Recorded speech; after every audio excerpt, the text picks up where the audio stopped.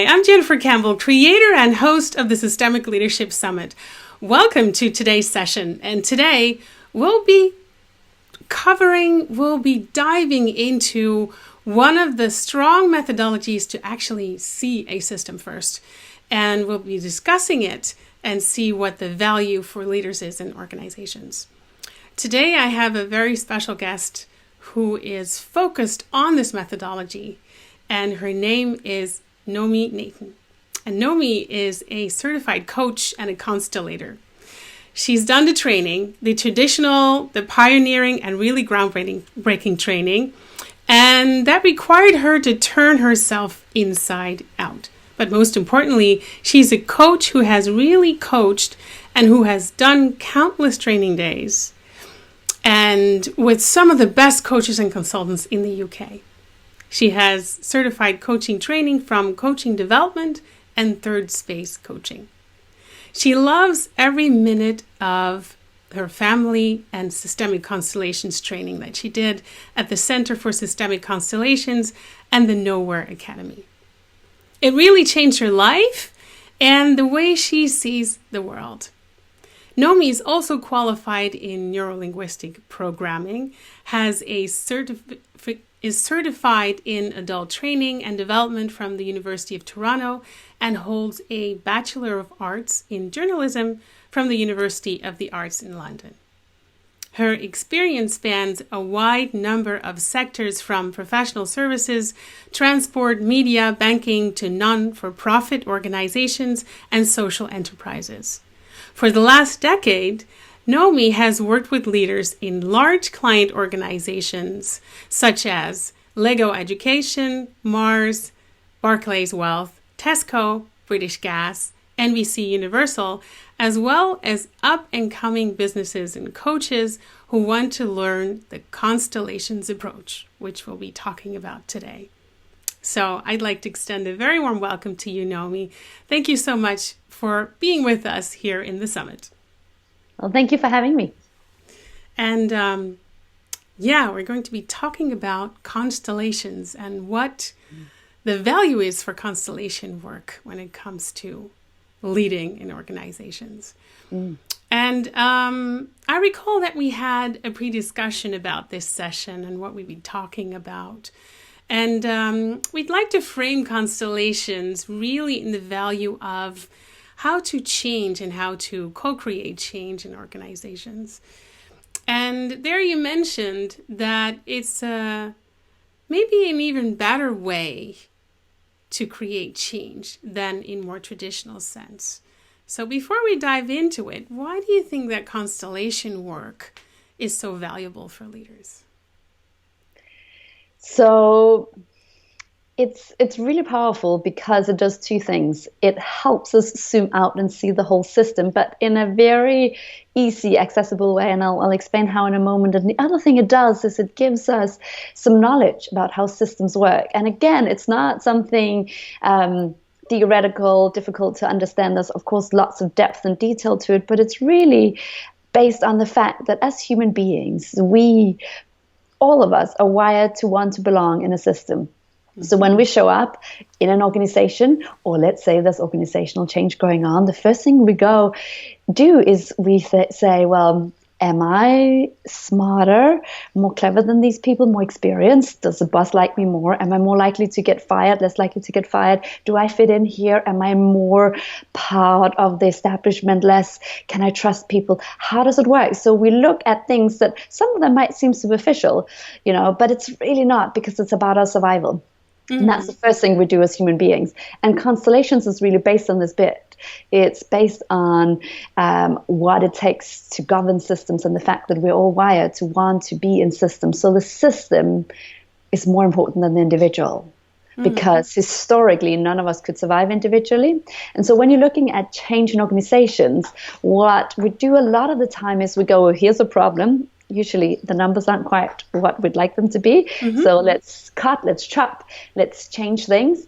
But what we miss out on is, well, what's gotten us to this point? So we often only see a small slice of what needs to change.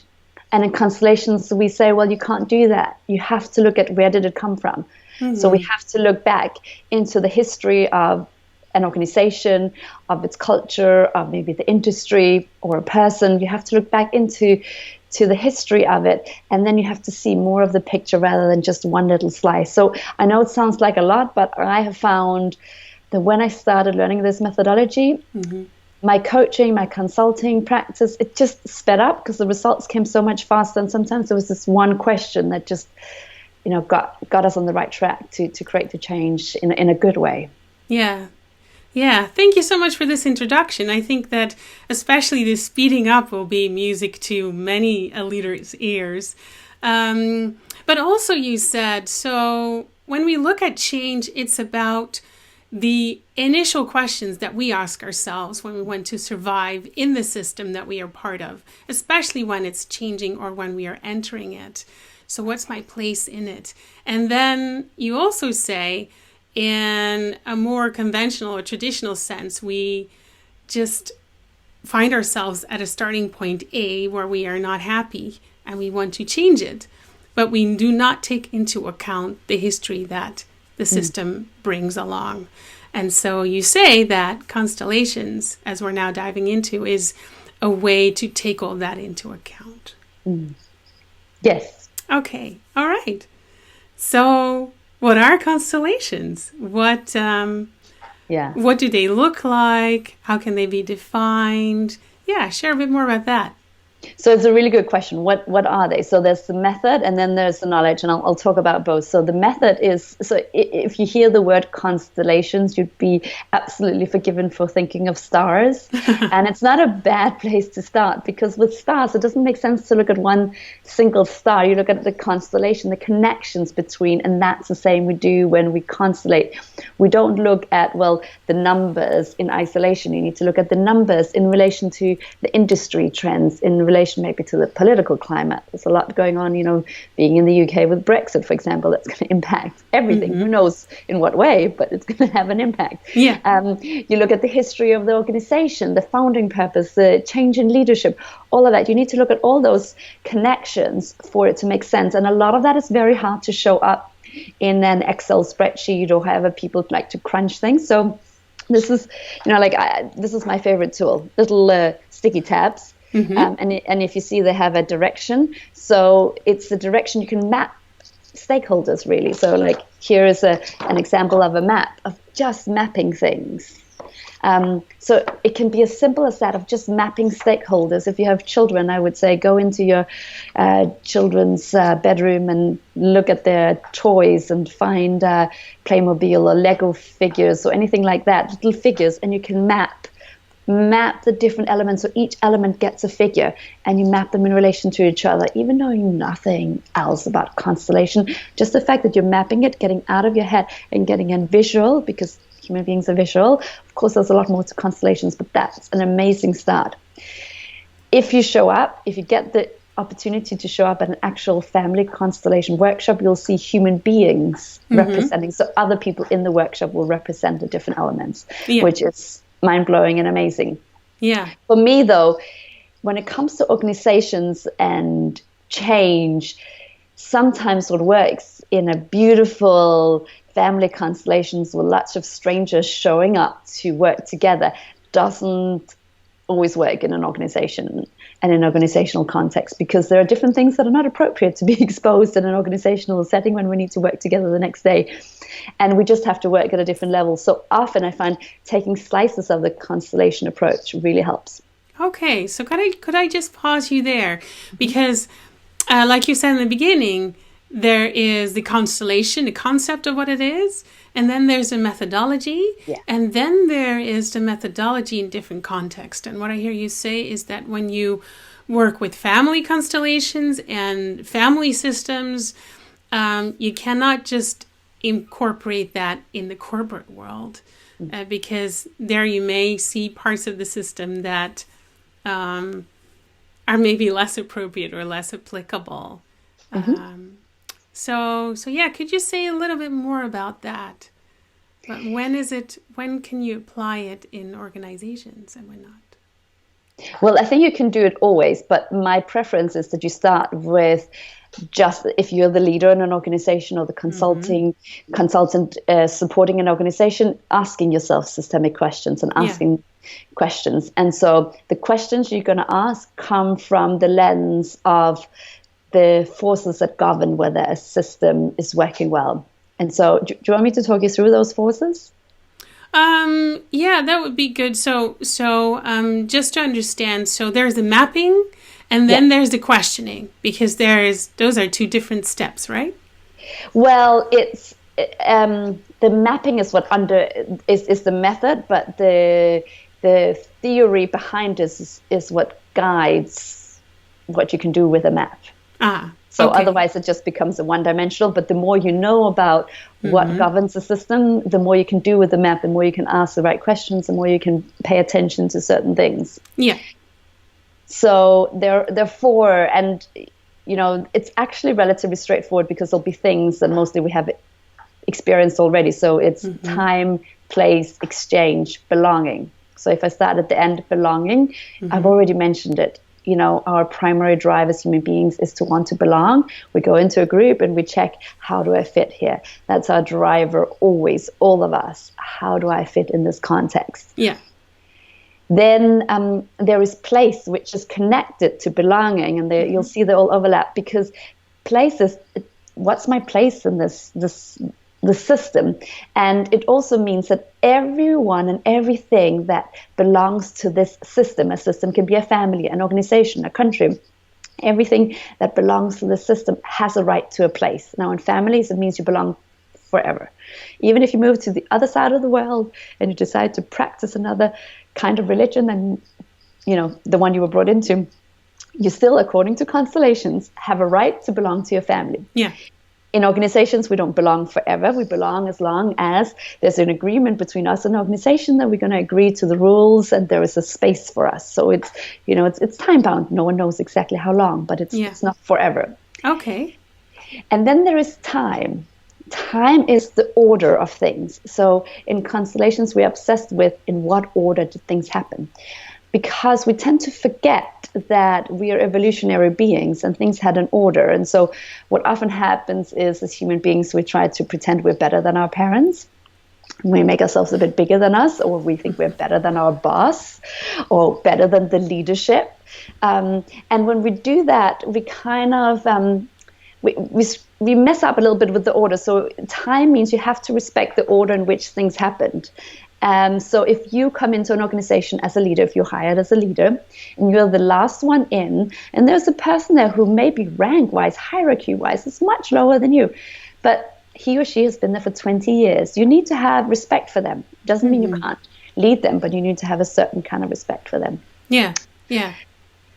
And then the last one is exchange, which I know everyone listening to this will know, which is, we have like an inner thermometer for, am I paid the right amount for what I'm giving? Like we constantly have a sense for whether the exchange that's happening is fair. So if I buy you a cup of coffee, most human beings will straight away go, when can I buy her a cup of coffee back? Or might up the stakes and go, let's do lunch. But you kind of pay attention to this exchange. And if you feel like you're underpaid, well, you might get a little bit resentful and not want to give as much. Or if you suddenly feel like you got a big pay rise, you probably think, ooh, I better give a little bit more. So this is a simplified version of each of these four forces, but it's from those that we look at things. And so if I'm going to give you a practical example, so my eldest daughter some years ago was in a nursery. And we checked out this nursery. Everything seemed great. My husband went to visit it before we moved to this place. We did as much as we could from afar. And she started happy. A month later, the manager left. And it didn't seem like it was sort of a happy leaving thing. Anyway, a new manager came in. She was even better. Perfect, great, all is well. 6 weeks later, overnight, she disappeared. And I got furious and frightened, and among many of the things I did was I started stalking the other parents outside the nursery to figure out what's going on. And so finally I got to chat to one mom whose daughter had been in this nursery for a while, for a few years, and I said, what's this thing, what's going on? And she said, well, there's been 9 managers in 2 years. Wow. Yeah. So there's a repeating pattern there in the nursery going on. Yeah. And you don't have to be a systemic practitioner, and you don't have to be a constellator to know that it's not about them hiring the next right manager. It's not because they keep hiring the wrong person, right? There's something going on. There's a pattern. In Constellation, we call this pattern the ejector seat. I mean, it doesn't really matter who comes in that role. And we stayed long enough to see another one disappear. And then thankfully, we transitioned out of that nursery because clearly it wasn't going to change, because I figured out that the problem was with the owners. So if the owners had been open to it, and I did speak to them, if they had been open to a constellation approach, we would have had to go back and look at when did this problem start, because probably the problem with this role isn't with the next person they're hiring. You have to go back in the history and figure out it sounds like weird corporate language, but the original wound, the original trauma, the original problem. So I don't know what happened. Did someone get unfairly dismissed? Was there a fight? Something, most likely something painful or awkward happened. And the system keeps repeating this. And it doesn't get solved. And what most organizations will do, most people will do, because it's easier, we go, well, it's the wrong kind of person, the role description is wrong, or we're hiring the wrong kind of people. But that doesn't solve it. And that's what the constellation method does for me. It gets to this bit that it's really hard to see, and it's not obvious, because we have to go back at least 9. I don't know what happened before this mother was involved. Maybe it's 15. I don't know. We have to go back in time to understand the problem, and the Excel spreadsheets just doesn't cut it for that kind of exactly. analysis. And so we've been talking about different forces that you can see in a system, and that constellation work holds these 4 as the strong ones, from which you then look at, what's going on in the system. So you discussed, to back up a little bit and to summarize that, you discussed about place, about belonging, about time, and about exchange. And in this example that you just mentioned about the nursery, it means that something back in time happened with the originators of the system, and that something wasn't solved or wasn't put in the right order, or did not have the right place, or any of those 4 forces, that then keeps repeating itself. So as long as it doesn't get solved, it keeps on repeating themselves. And so this is also for all our viewers to understand, especially those who are maybe a little bit more new to the systemic approach, is that what you mapped out so beautifully in the example is when you look at the individuals and you were just to look at your spreadsheets, you'd say, oh, there is a cause of this problem, and that is that we are hiring the wrong people. But when you look at it systemically, what you actually do is you zoom out and think, okay, what's the bigger picture here? And what are different questions that I can ask about the root of the problem rather than the symptom of the problem? Exactly. Okay. Exactly. Gotcha. So when we look at this, and I fully understand, because you have such enthusiasm for this work, something that I deeply share, and it's just how can a leader who actually knows or sees, or maybe someone else in the nursery, or a leader in an organization who's facing similar behavior patterns or other patterns that keep repeating and they just can't seem to be resolved, how can they move from their spreadsheets to, for example, a methodology like constellation work? How can they do that? So for me, the first thing is to ask more factual questions, which might sound funny because, of course, I'm all about what does it feel like. But actually, we get stuck in narratives, and people have a narrative about a certain kind of problem or what's going on, and that's not helpful. We need to go into factual stuff. And so if you're a leader in a business right now and you have something and you're feeling like you can't quite solve it, I would go back in time and I would ask questions of people that have been there longer, or maybe you have to dig into systems, but try and figure out, when did this thing start? So as an example, I worked with a very senior leadership recently, and there's one person in the team that's both stretching and challenging the team, and it's kind of great and it's kind of really difficult. And I noticed how easily I was making it about this person. And yeah, some of it has to do with this person, but it also has to do with the role setup. So you got to watch when you make it about the person, which is very much about what the here and now is, and then the role. And when I asked about the role, who had the role before, I got information, oh yeah, the person before, there was also some challenges. And so then well, part of it, yes, is personality, but a lot of it is to do with the setup, the structure in which it's done.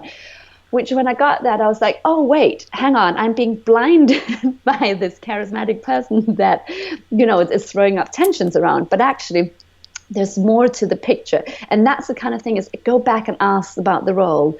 I had a client a while back who, I won't mention the organization, but it's a famous organization. And it's been around for more than 100 years. And so she was leading transformation program. And feeling frustrated, and because she wanted to learn this method, I said, go back in time, and she was lucky. There was a book. The founder wrote a book, and other people since then have updated and added different things that happened. And she went back and she read what was the original purpose of this organization, how did it start, and how did the different geographies sort of get mapped, and which geographies came first. And when she read that book and she remembered what the founding purpose was and which offices opened first and which ones later, she understood so much of the tensions that's going on right now. And if she only looked at the last decade when she'd been working there, she didn't get enough of the picture. So by going way back in time, it's a 100-year organization. There's so much history before her. Then she could go, oh, I get it why the regional offices are so mad. Oh, I get it why it feels a little bit off when we talk about our purpose in this way, because originally it was something else that made us great. And so, if you're lucky that your organization has a book, go read the book. But otherwise, appreciate the person who's been there for 20 years. And instead of thinking, oh, they're stuck in their way, go ask them questions about what happened. And many organizations will have records of things. And the things you want to pay particularly attention to are the things that people don't like talking about. So this is the unfortunate things I have to tell people when I work with them. But the reason why is because anything that's painful, so let's say as a result of a product an organization released on the market, people died or people suffered. Or let's say you got rid of loads of people and it wasn't a beautiful, amicably done, getting rid of. That kind of thing, often organization will try and not talk about it, pretend it didn't really happen, or sort of sweep it under the carpet. And the more you do that, the less it's dealt with properly. So as you beautifully summarized earlier, when something isn't dealt with properly and given the right respect, it keeps popping up. It's like when we don't grieve for a person that dies. We can pretend not to care and just go, oh, let's just move on, which we do a lot in the Western society. It's painful, let's numb out, Netflix, food, drugs, whatever. Let's just numb out, right? And we'll just keep busy. Let's just work. Let's just work and do some more work. But as we do that, it's not processed and it keeps surfacing. Like patterns keep coming back, like the ejector seat in organizations or other things, one round of change and another round of change. And the original problem is still not dealt with, and sometimes it gets worse. So sometimes you have to look at the things that are hard to look at. Even if you weren't in charge. I think the Canadian Prime Minister recently did this. This was maybe a couple of years ago now, and I'm not going to try to pronounce his name because I'll probably not do it justice. But he spoke in Parliament about the injustices that were done to the original people, the native people that were originally in what's now Canada. Yeah. And he did a public apology in Parliament, which, you could say, well, he wasn't even born when it happened, right? This young dude it's not his responsibility, but he's holding the power. And a public apology like that can start healing what happened in the past and help people to move forward. So what we tend to do as human beings, we go, well, this happened before me. That's not my problem. That didn't happen on my watch. And that's not helpful. If you're a leader, there's you as a person, and then there's you, the role you're holding. And in that role, you have a responsibility also for things that happen before you. Yeah. And this is something I find so interesting. And so, because there's a couple of things. There is the facts and there's the narratives. I love that word. It's actually the stories that we made up about what are root causes, which actually aren't, but just our imagination of what's going on, or our cause and effect thinking of what's going on, and not actually going back to the facts of what happened in history. And what I also love is this sticking the role to the person, and how actually the constellation work, or looking at it from a systemic point of view, is to detangle that a little bit and say, okay, it's not about the person, it's about the role. And as a leader, you hold a role from which you can actually almost repair things that were neglected, not talked about, hidden in the organization, that are now popping up as problems, as symptoms that keep repeating themselves, waiting to be solved somehow. And so what I hear you say is, if you hold a leader role, it's important to have this systemic awareness if you really want to make a change from the root cause up, and not to just have, as I call them, band-aids or quick fixes that do not actually solve anything. Yeah. And so I love the example also about the book.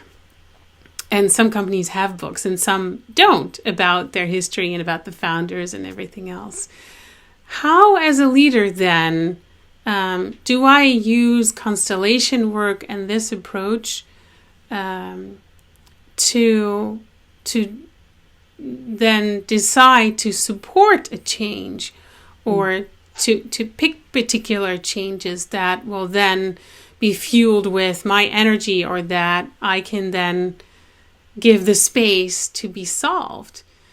Because like many leaders are swamped in the complexity of so many changes that are going on. So what's your take on that? So first up, I'll say I had maybe a painful lesson when I first encountered the constellation work, because I'd already been working as a consultant and as a coach for a little while. And what I was taught was, my role is not to fix things, which, I became a coach because I like to make things better and make everybody feel good and just tie a nice bow around it. And actually, you can't, like that often results in the wrong solution. And so the first thing I'd say is trying to fix it all often gets shortcuts, wrong solutions, band-aids as you call them. It doesn't really work. That doesn't mean you can't solve it, but often the way to solve it is to look back and to remember that if you're in the organization, if you're hired by the organization, you hold the system inside of you. As you shift, the organization shifts. So the first job is for you to look at it differently. If you force yourself to try and find the solution, you'll probably come up with a solution you already know, because that you'll choose a neural pathway that's already there. You have to kind of be willing to really let go and not know. So in Constellation, we work with phenomenology. Wow, we're practicing that word a lot. Phenomenology, which is working with what's emerging. So it's working with what emerges as you start asking new questions. And so if you try and create the whole sequence, and we're going to plan out all the steps of how it's going to work, you miss getting something new because you only have the knowledge of where you are right now. So the first step is to take the pressure off yourself as a leader and think you're going to figure it out right now, today, by asking some constellation questions. Because even as a constellator, when I come in, it's a layered process. And we have to be willing to let go of being the people that know it, because it's kind of like the information is not in me just because I know this way of working, and it's not in the leader. It sort of comes as we start exploring things. And I've had this so often.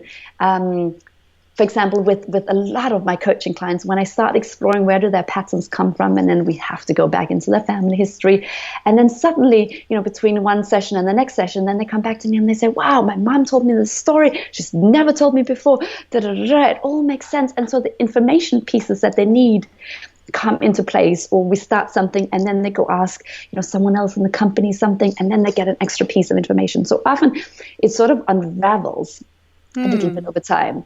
So what could I just 1 second, because there are a number of things that you say, and I think that I can hear at least one of my clients, if they would hear this, think, oh, if the system is in me, do I need to go to therapy now then to understand what's inside me, and is that mirrored outside, or why would I need to do that? Can't I just work with my organizational system and leave it at that? Or does that make sense what I'm saying? Yeah. And yes, you can. And it depends on, what kind of power you want and what kind of influence you want, because there is you, and then there's the role, and then there's the system. And I have a client who's in a very toxic system, and we can blame it all on the system, in which, we've talked about, she's very high up, but not in the place where she can shift the system. It's just there's too much history, too much toxicity, and she's not at the power center, so she cannot shift that system, even if she could see some things that needed to get done. And so all we can work with is, first of all, find her another system, but also look at, well, what is it that attracted you to the system, right? I have another client that's just exited an organization, and she said, well, in the first interview, in the middle of the interview, the person who was interviewing me left the interview, and they left me sitting there, and I sat there for an hour or two. I can't remember how long it was, but it was a long time, and no one came to check on me. And if I had paid attention to my instincts, I would never have worked in an organization that just leaves me because something important comes up, because that's how they treated me, going, every day onwards from that. Like, I would have known. But something in her history and in the way that, she's lived her life attracts her to a place where she isn't treated in the right way. So there's no getting around that. And what you have to know also of constellations is it comes out of the body of family constellations, family, it's really family therapy. And so I have to say also, just to reassure everyone, you do not have to ever speak to your parents again for this to work. I have to say this many times to my clients. But if you have incredibly strong feelings about your parents, we might work with some of those feelings, not so you can speak to them again. I don't personally care whether you never speak to your mom or dad again. But, and I saw you had a video on this, that, the parents we're born with, whether they are present in our life or not, they're the first authorities we meet, or they could be abscess, non-existent authorities. And so whatever unfinished business we have with them, and, we all have unfinished business. My parents are perfect, but there's still some unfinished business. Whatever unfinished business there is, it shows up when we meet other authorities, like bosses, which is the next obvious authority. And so, you cannot run away from it. If you don't want to go there, we can work to a certain level. But if you want to stop whatever pattern you have going on in your personal career, to whoever your client is, they might have to go there. And it doesn't, what I love about this is, isn't like you have to go talk about your mom and dad every week for a year or for 2 years. Like, sometimes it's one session where we do the mom and dad work, and then we go back to the strategy work. So I'm not digging into mom and dad and, where you come from, just from the sake of, hey, let's make you happy. Let's pretend your family is all happy, right? It's not that. It's, let's go back there so that you can move forward and have more power in your leadership work. Yeah. Thanks for that, because I think it's very important that what constellation work also, as we are talking about, indicates is that we tend to fulfill roles in different systems. So there's our family system, and there's our organizational system. And for ourselves, we are a constant factor.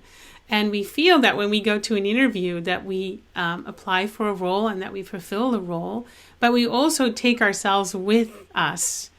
So, yeah, just the example that you gave about someone allowing this organization to just let her sit and wait for 1 or 2 hours.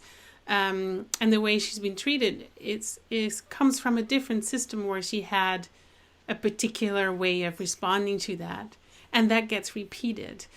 So what I love about this example is that the impact, the role you have as a leader is much greater than we realize, especially if we stick it to our personalities and if we take our strategies from family systems into organizational systems. And it just keeps perpetuating all these parent-child type of dynamics that we see everywhere. But also give us an idea of how we should or should not want or do not want to fulfill this role as a leader. Because it gives options. As I hear your explanation, it's an option to, do I want to be the leader who is the parent, or do I want to be the leader who is fulfilling a role in a system called an organization that has a particular purpose?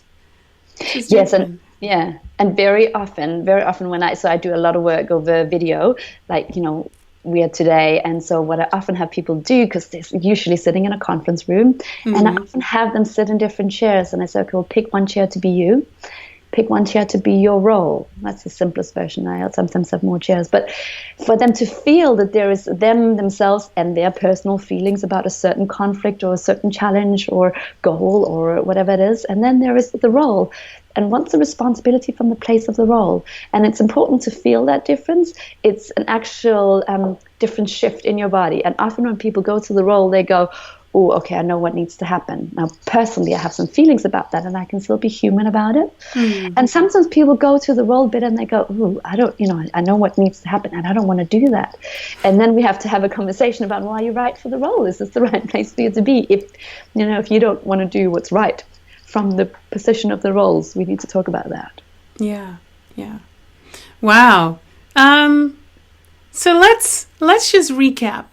We talked about constellations and what they are and why they are perhaps a better way to look at what needs to happen or what needs to change in your organization, and how different forces that are also looked at in constellation work, so the belonging and the time and the place and the exchange, I got them, and that these are important sources also to ask more factual questions and to really dig into, okay, what's the purpose of our organization? And what happens that we now have certain patterns that do not serve that purpose, but are present in our organizations?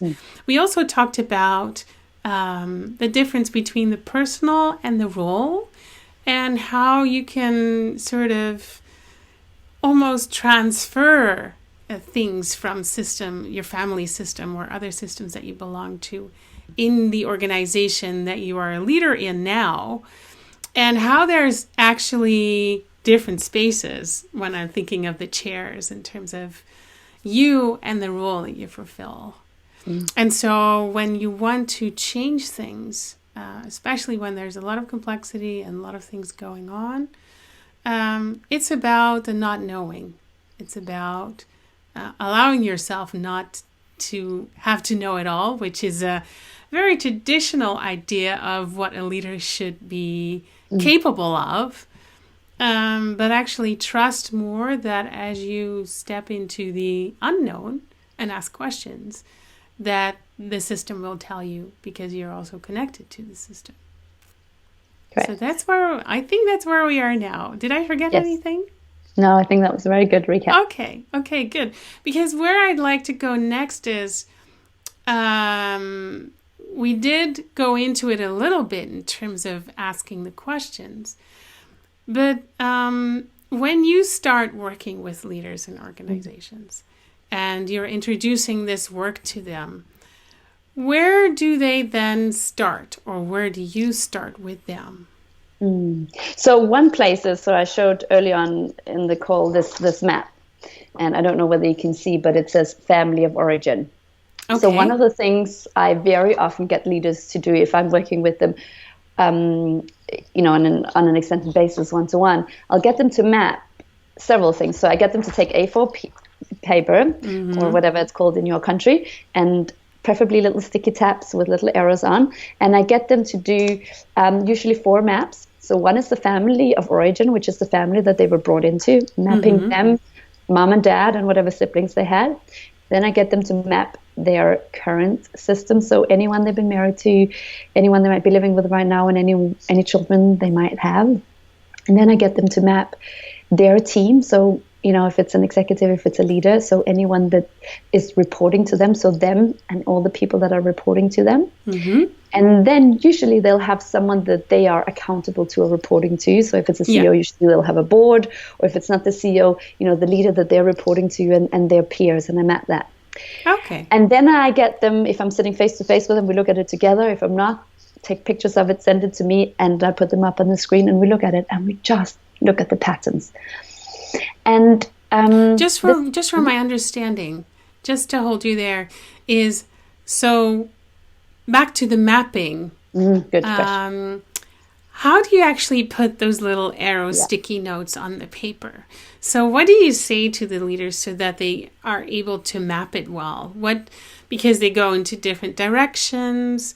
So is it just a matter of, okay, here's a sticker for your dad, just stick it on, or what? How does that work? Do this alone. So often they do this between sessions, and they do this alone. But I'm glad you asked for the instructions. So first of all, I tell them, okay, figure out all the people that should be in this map, all the stakeholders that should be there, and then you write the name, and then forget everything you think you know. Now, this is a really important instruction because when you're trying to logic your way into it, you're assuming that the patterns are rational and they're going to make sense. And if it's all rational and logical, you don't need Constellations' help, because then you can just Google the answer and Google will give you the answer, and that's you sorted. Okay. So I'm assuming that it's not just straightforward logical, because if it was, they wouldn't need my help.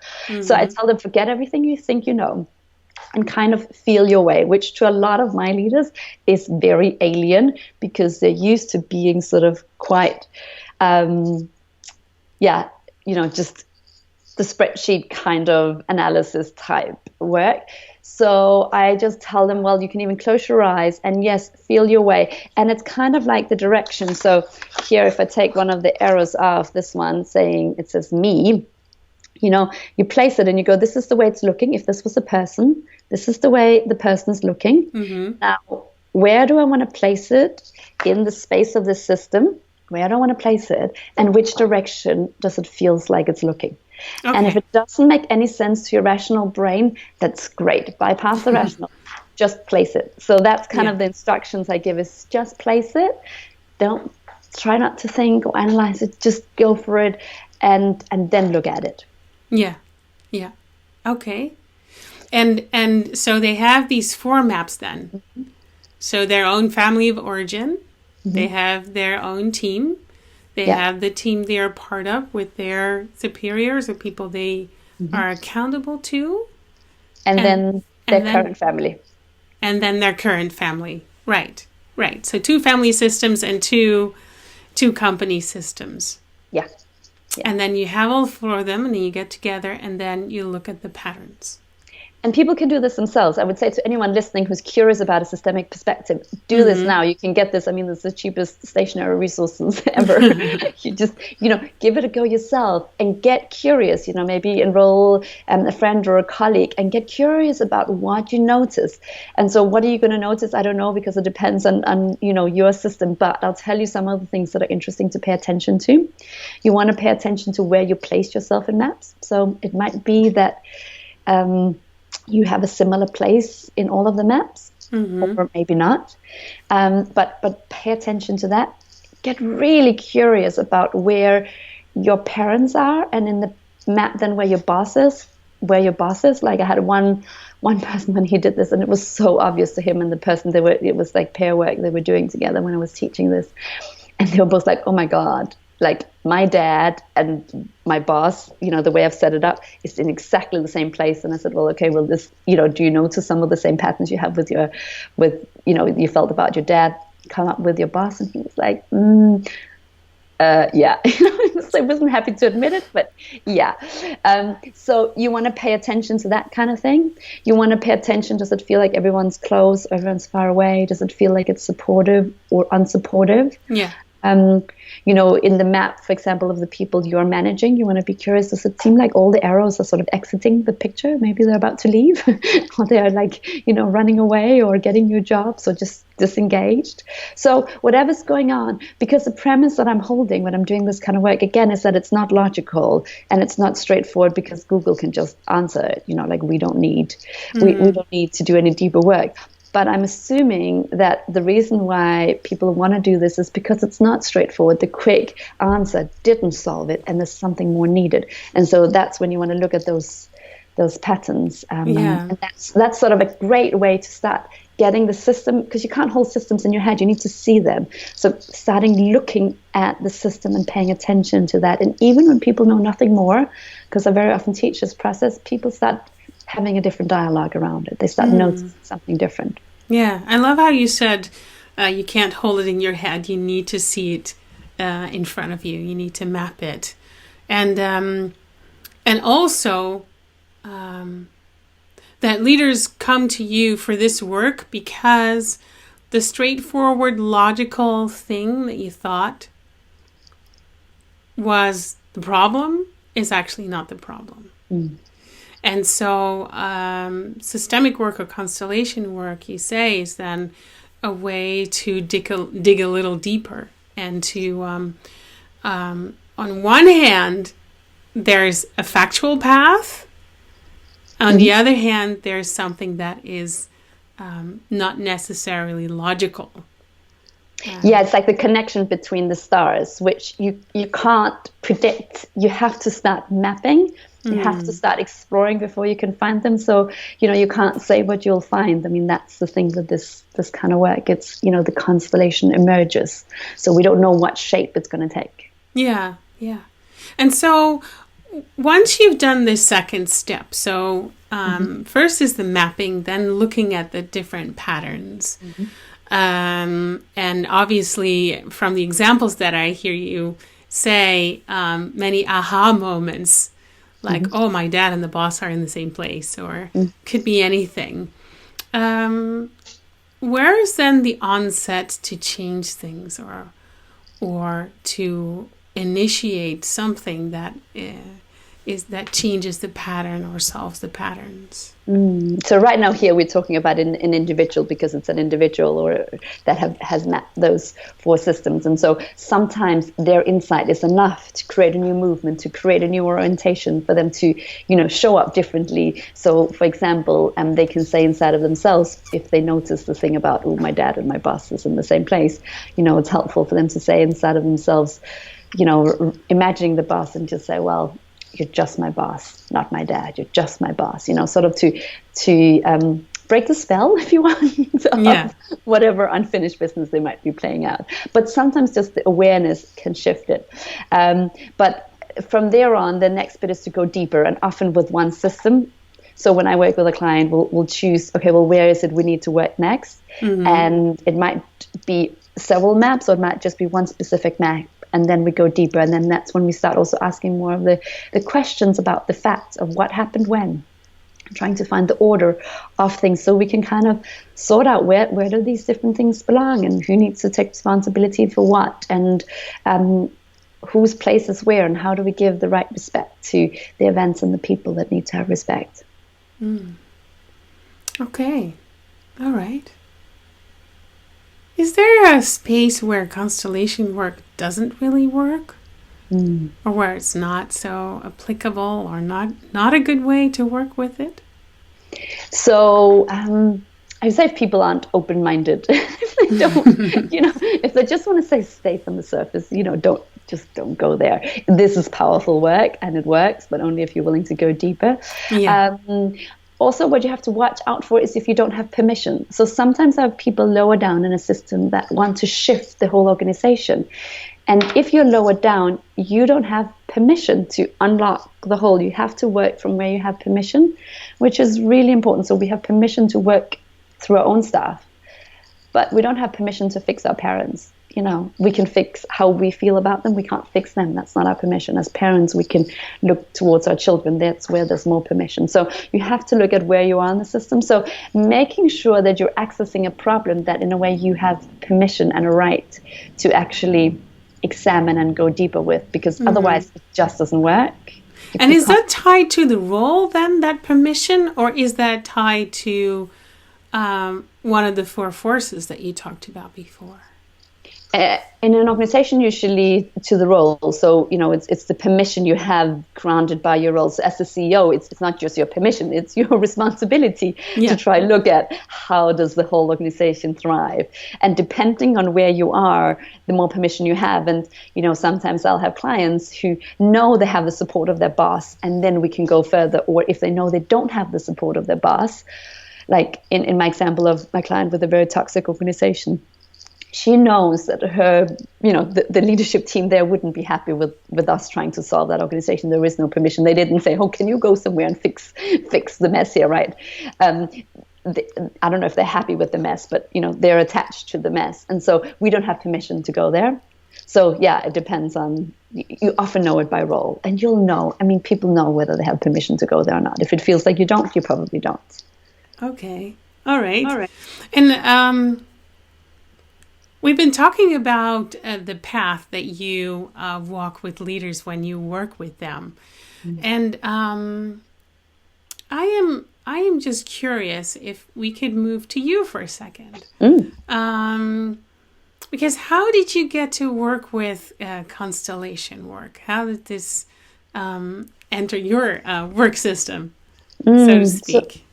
So I'd been working, doing running workshops and doing coaching for a while. And then I was with a bunch of other consultants. I was really fortunate to have some amazing trainers, some consultants that have been working in this space a lot longer. And one consultant in specifically, and I've told her this many times, that she introduced me to the work of constellation. She had encountered it herself, and the first experience I had was of the family constellation work. And something just happened to me when I saw it. I didn't, intuitively, my whole body said, whoa, okay, I don't know what this is, but I have to explore this further. And then later I learned it could be used for organizations.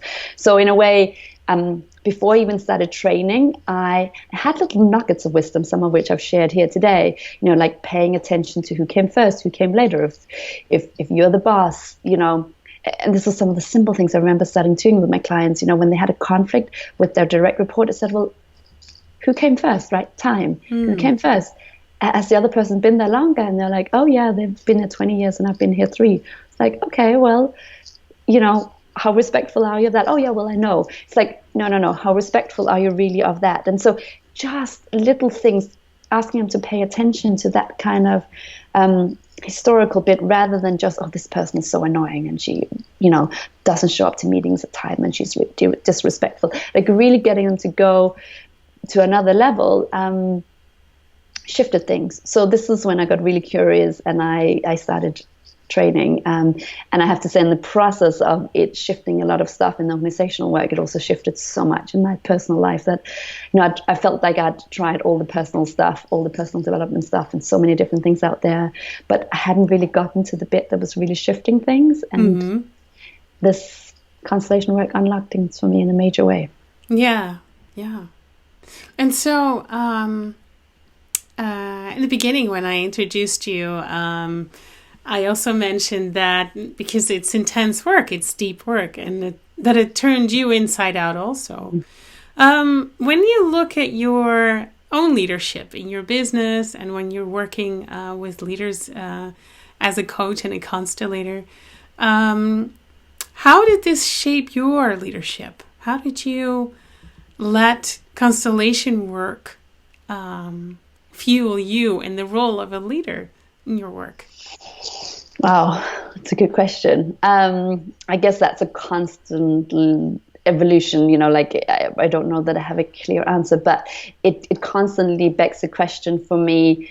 Like I became an independent consultant, not because I wanted to, just because I wanted to do what I love. And who's going to hire a 27-year-old executive coach? I thought no one. So I better do this on my own. But it makes me question, sometimes, am I just trying to be Noomi, or am I the boss of my business, or am I the coach of the business, right? If you're an independent business owner, you hold many roles, and often they merge and just become you. And so when I remember, and I don't always remember for myself, right, it's that bit of taking off. Okay, well, I sometimes ask myself this question: if I was an investor in my business, would I be a happy investor right now or not? So taking on the different roles is one way of looking at the system.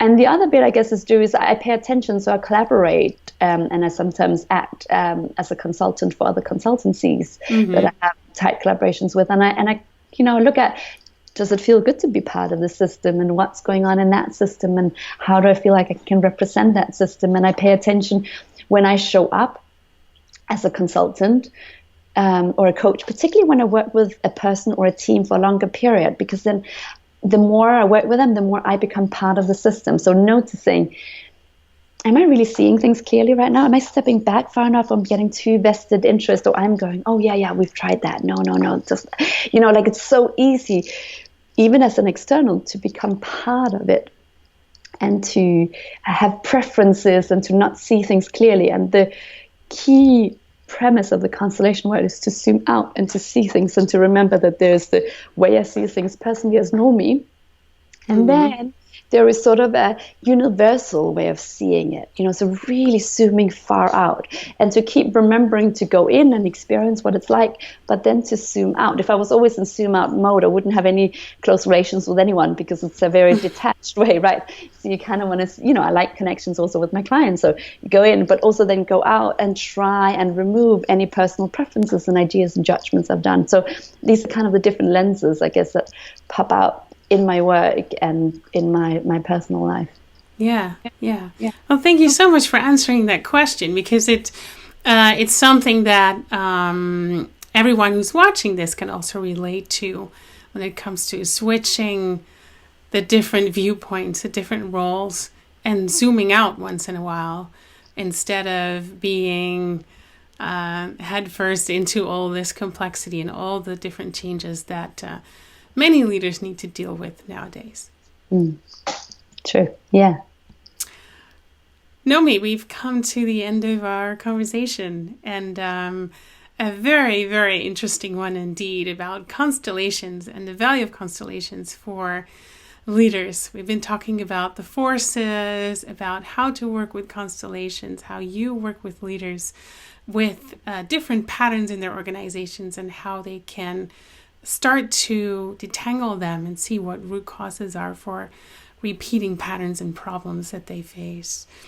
And you also shared about what it did to you in your work and in your role, and when you have a leadership role, serving leaders, serving other consultants and coaches. So I'd like to say thank you so much for sharing your experiences, examples about constellation work here in the summit. Thanks for being on. Thank you, and I'm so glad you're doing this work and sharing more systemic perspectives with more people. I think that's such important work. Thank you. And for everyone who is watching, thank you so much for watching to this session. Please go to our online community space if you would like to continue the conversation about constellations and about Noomi's work. And maybe if you have any questions about how you want to continue. Thanks so much for watching. Take care. Bye-bye.